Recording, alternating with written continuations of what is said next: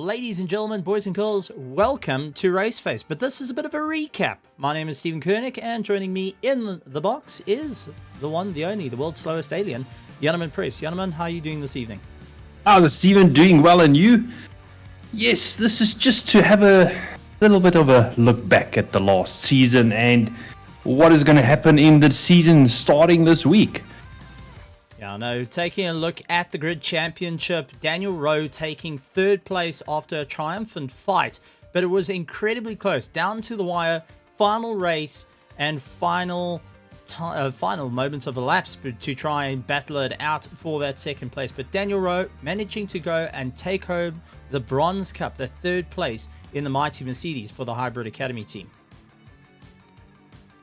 And moving on to second place, it goes to Christian Deploy, who managed to go and beat Daniel Rowe right down to the wire and had us calculating what's going to happen for the Grid Championship, who's going to be able to get the second place trophy. But ultimately, it came down to pit strategy, and it's all about pace right at the end. Your thoughts onto that? Yeah, it was a very close battle, I would say, between the first and the second, or not the first and the second, Stephen, second, third, even fourth, fifth.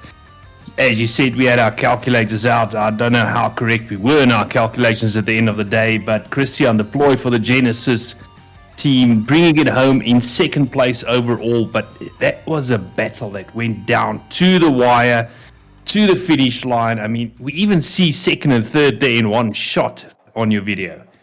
Well, also taking a look, going and walking away with another championship for the Grid Championship Season 3 goes to Cody Sherritt. I mean, what can stop the young man who has been really on a charge, and to be a multi-champion in the series, he's hoping to go and keep his way forward. So we'll have to see how it all works out for the race. But Janneman, it's going to be a close one, especially heading into the new season. Do you think that our king, Cody Sherritt, will be able to recreate the magic that we saw in the final round of the Grid Championship Season 3? Well, he will be defending again, and I'm saying again because he's now, done 2 in a row. So he's going to try and make it 3 on the trot in this season. I think he's going to go out guns blazing, try and lead from the front, Stephen, and who knows, try and even pull a Verstappen on himself. That's it. But as you heard, we have got plenty more coming. We've got Season 4 of the Middle State Grid Championship, brought to you in association with Raceface. New sponsors, new names, new tracks as we're heading out to Suzuka on the 3rd of August for the guys to have a bit of fun. And I've got to say, I'm really looking forward to seeing what the guys will be able to do. I know there's been practicing behind the scenes, but to see our defending champion, will he be able to do it? Will we see some newcomers heading into Season 4? That will really take the cake. And considering we have Pro, Pro-Am, Am, Gold, and Silver servers all running, it means that everyone, no matter your skill level, will be able to participate in this amazing championship. Absolutely. Looking through that calendar, Stephen, there's a couple of tracks there that stand out. I mean, we've got Nürburgring, which we had the endurance on this past weekend. Kyalami, always a fan favorite. And then round 8, we're going to go to the mountain, I see. Go and finish it off at Bathurst for a bit of fun. But let's jump into our next set of classes that have been racing, and that is our GT3 Sprint Series. So taking a look at our GT3 Sprint Series, it was a battle of note. Gotta say, thoroughly enjoyed it. New type of setup, 55 minutes, mandatory pit stop, really threw the cat amongst the pigeons. But third place had to go to SES Days, really putting in a huge amount of effort to claw his way up the championship, being very consistent in his time. So I've got to say, hats off to SE on that one. Yeah, I mean, absolutely. And, different drivers duking it out on a Wednesday evening to what we see on a Thursday evening. You mentioned it. New race format last season, totally different race format than what we see on a Thursday evening. And it's good to see different names, Stephen, out in top. No, it's absolutely brilliant. So Essie taking that third place, but getting beaten out. Second place going to Daniel Dematros Petro. who managed to claw his way through right to the front, having a triumphant time right out of the box. In the start of the season, he was charging his way through to the front and taking some risky moves, but going and having high rewards as well. Definitely a driver that I'm going to keep an eye on, because seeing how he went from the back of the field to the front, it's one of the drivers that I'm sitting going, well, I want to see what's next for Mr. Daniel de Matos Petro, now that he's got second place under his belt. Absolutely. I think that would have motivated him a lot. And next season, starting this week, I think he might be taking the fight to the top of the field and try and grab that first place away from the first place man, Mr. Ryan Ottens. Yeah, Ryan Ottens taking first place right down to the wire. He actually got an early lead in the championship and just ran away with it, locking it down right at the end. So Ryan Ottens for the Hybrid Academy team really had his work cut out for him towards the end of the season, because it seemed like luck seemed to turn ever so slightly not in his favor, but still powering his way through, maximizing points and scoring that first place and becoming the champion for the Raceface GT3 Sprint Series. But with that being said, let's see if you'll be able to recreate the magic once again to go and hold that crown leading into our next season. Absolutely. I think this season that lies ahead, I mean, they followed a similar, or not a similar, exactly the same calendar as the Grid Championship just the day before, Stephen, and round one, Suzuka. I mean, it's one of the very few figure 8 tracks we've got on the racing calendar worldwide, and one of the longer tracks on the calendar. It always brings good racing. No, absolutely. Suzuka going to be a challenge 2nd of August on Wednesday evening for Season 10 of the GT3 Sprint Series, brought to you by Raceface. Got to say, really, really excited to see how the guys are going to do it. See how the new format goes and keeps up with 55 minutes, 2 mandatory pit stops. One mandatory pit stop. And the guys are going to have to try and figure out what are they going to do to claw their way up. And also, what type of cars are we going to see popping up? Because if we go and take a look at our next series that was just recently gone past, our GT3 Endurance Series, brought to you by Raceface. 3rd place going to the Genesis Esports team.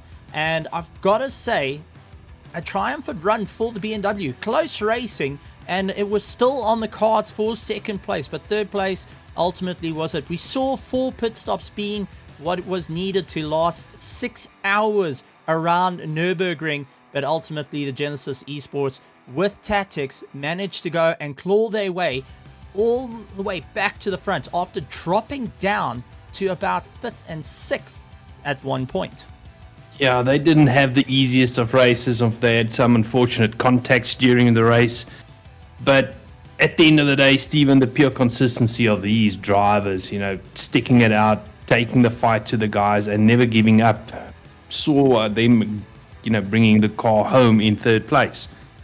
Absolutely, but they were beaten out by yet another BMW, which was the KSR factory team, putting in a huge amount of work and also being the little bit of a dark horse at the start, going and maintaining a good pace, lying 4th at the start, eventually clawing their way up into 1st place and then dropping down into 2nd, not without a few scuffs from just passing our back markers, but at the same time really going door to door with the likes of the Genesis Esports team in the BMW.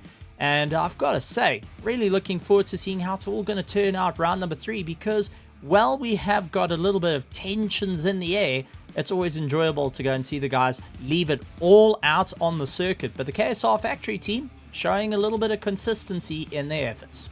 Yeah, you mentioned it. I mean, we saw them battling it out with the Genesis Esports BMW for quite a while, out in front, 1st and 2nd.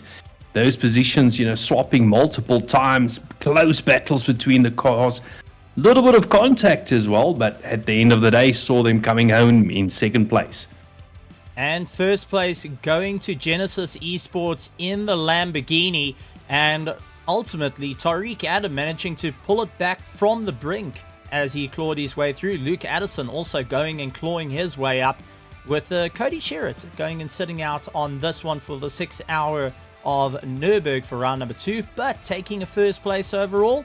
Not a bad way to go, and especially to strengthen their championship hopes and their team's the team championship to go and become a little bit more in their grasp after Imola not being the one that they wanted to race on.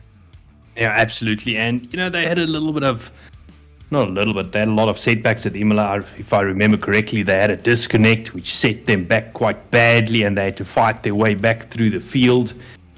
But yesterday, we saw them being in a league of their own. I mean, they had the setback with 1 or 2 penalties, and they had to fight their way back, but eventually got their way to the front, and we saw them open up quite a demanding lead over the rest of the field.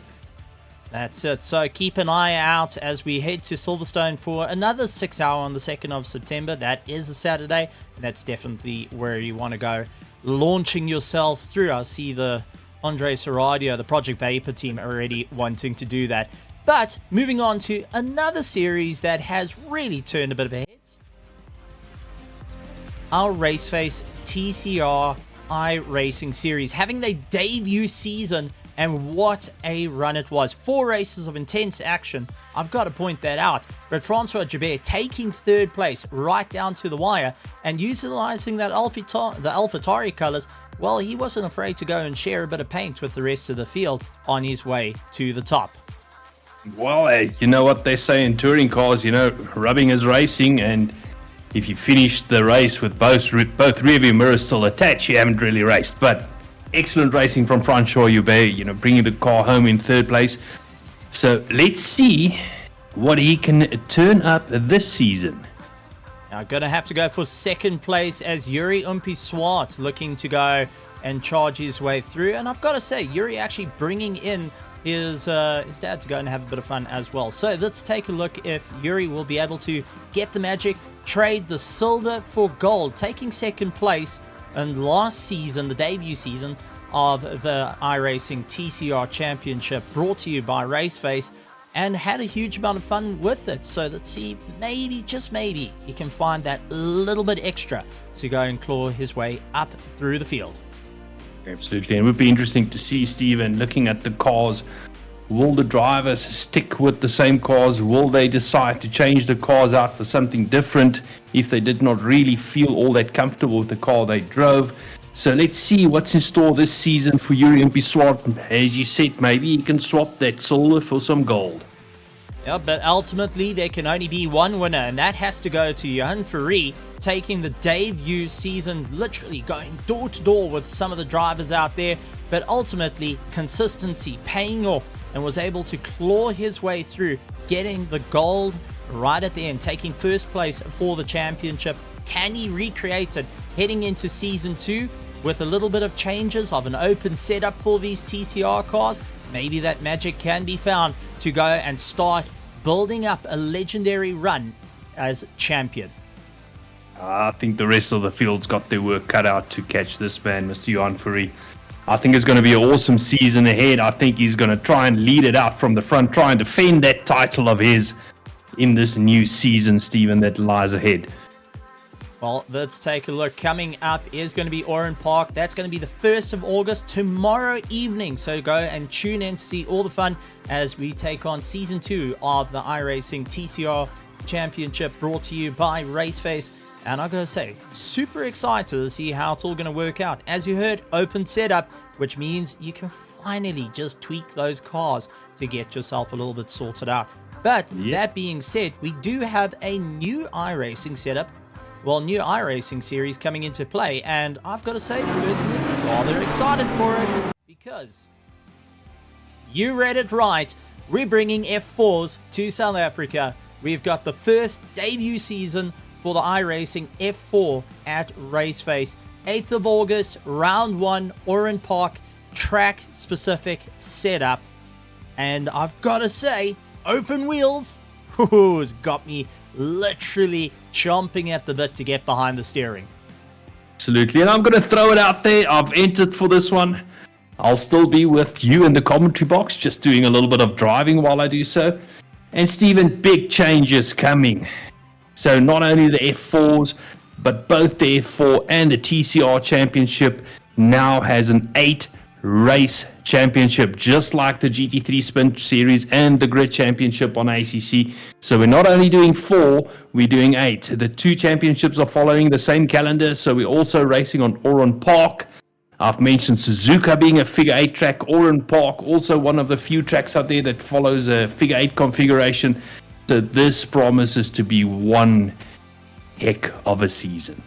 Absolutely. But talking about open wheels, let's go and talk about a rise from the ashes category and a class that has just risen from the grave. Gotta say, love to see it.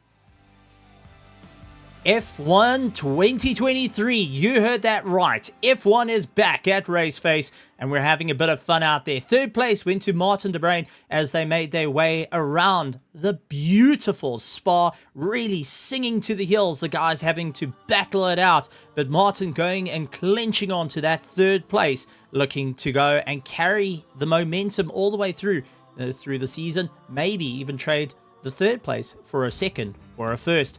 I know the rest of the field is going to be hunting them down though, so it's going to be no easy feat right towards the end. Absolutely. You know, these Formula 1 cars, or F1 2023, don't get as much love as it should get. And these guys take the fight out on the track and to show everybody out there what the sim is really about. Second place went to Venom Terror, who managed to claw his way through, and just by getting it to the line, right behind our first place man, really had to take the fight all the way through, utilizing DRS, utilizing as much as power as he can, getting into the slipstream, trying to make his way around, also getting a little bit of slide or two, impacting the tires as they made their way through. But Venom Terror managing to push it a little bit more ahead at Spa. Maybe, just maybe, will be able to just fine-tune the car a little bit more to claw his way up, find those half a second to get within the shot of first place. Yeah, these guys race so closely, Stephen. Sometimes it's not even half a second, it's a tenth of a second that can make all the difference in these races. And first place going to Azure, going and having a bit of fun. Not only setting up the league, bringing it back from the ashes, but also going and dominating out there. Going and pulling a little bit of a Max Verstappen. Not only being the fastest in qualifying, getting the fastest lap in the race, but managing to get that first place as well. Not to an easy feat though. He managed to break away. But for how long can he maintain the distance for our F1 23 here at Raceface? And it's not going to be an easy one, that is for certain. I've been keeping an eye on the pits, and there's lots of chatter of, what are we going to do to close down the distance and just maybe get a little bit more fun into it. The rest of the field having to just work a little bit harder and not focus too much on the drivers, but maybe a little bit more into R&D development.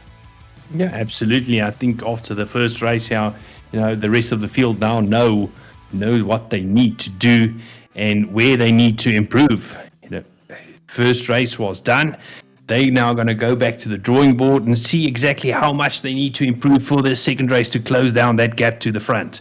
And talking about the second race, they also heading out to Japan. They're heading out to Suzuka to have a bit of fun on the 1st of August. F1 23 brought to you by Raceface is going to be out there. Registrations are open. Feel free to jump in, come have a bit of fun, and also go and have a bit of wheel banging with the guys, because these cars are rather resilient, and the sim itself, well, gotta say, rather surprised of the amount of development that's gone into it, going more from a game to a sim, but at the same time, a bit of an easy one to learn for if you're rather new. So whether you go steering, whether you go a controller, jump into F1 23 here at Raceface. Absolutely, Stephen. I think this is one of those championships that will just continue growing as it goes along, as more and more people start getting involved in it. So I'm very much looking forward to see where this is heading. Tomorrow night, isn't it? They're moving on to Suzuka, as you said. So let's keep posted to see what happens tomorrow evening. That's it. And also another championship that has come out, and I've got to say, from a sim that I did not quite expect, but it has been making waves around the world. Let's talk about Automobilista II, also jumping onto the F1 side to have a bit of fun, but due to the recent developments done to the sim, going and improving the tire physics, these cars have been getting better and better, more control, and I've got to say, look lovely on the screen. So I'm really tempted to see what the guys are going to do. Round number 1 at Suzuka, 5th of August. You don't want to miss it, and you want to push yourself a little bit more. And if I remember correctly, it is on special, so it's definitely one that you want to take an eye out for, because it's not only just F1 on there, there's quite a few other things. But let's be honest, take the wheel arches off a car, you got the best thing in the world. Single seaters all the way. Oh, we all know you are a firm favorite of open wheel racing, and this definitely looks interesting. Maybe you should have a look into this one. Oh, got the sim, gonna tinker around, maybe give it a try once, twice, 3 times more. But ladies and gentlemen, keep an eye out on all our social media, out on Facebook, Instagram, Twitter, also out on YouTube. Hit the subscribe button along with the bell notification icon to be alerted with all the upcoming racing stuff you don't want to miss at all. You want to also jump over to our Discord to go and join in the bit of fun, a bit of the conversations, even if you're not planning to race. Why not just be a part of the chat? It's always great to have guys giving their feedback, talking about both real world and also out in the virtual realm as well. Lots coming down the pipeline, so keep an eye on the social medias. And if you want to go and enjoy some of the racing, go to www.Raceface.pro to go and join in all the action and participate in all the upcoming championships that you have seen here, and plenty more to come. You said it, Stephen. Season starting this week. We're kicking off tomorrow evening with all the races, and it's going to be a busy season. Unfortunately, the Automobilista and Formula 1 races, or the F1 2023 races, are not being broadcasted, but all the iRacing, all the ACC races are broadcasted live on the YouTube channel. So keep an eye out for when the next race is. Absolutely. Well, ladies and gentlemen, thank you very much for joining us, and we'll see you next time for our bite-sized recap. My name is Stephen Kernick, and joining me was Janneman Pruis, and we'll see you. Hit the subscribe, hit the bell notification icon. Let us know in the chat whether you enjoyed our little bite-sized recaps of the week.